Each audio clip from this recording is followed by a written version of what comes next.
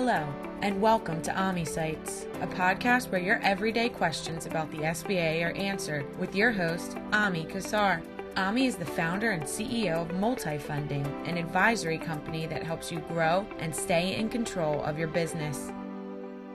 So the second place that I would recommend with strong emphasis is developing an online digital lead generation strategy. Because right now we're depending a lot on traditional salespeople. But if you can't meet someone at a conference, you can't take them to lunch, you can't play golf with them, now we need to really meet them where they are, and that's online.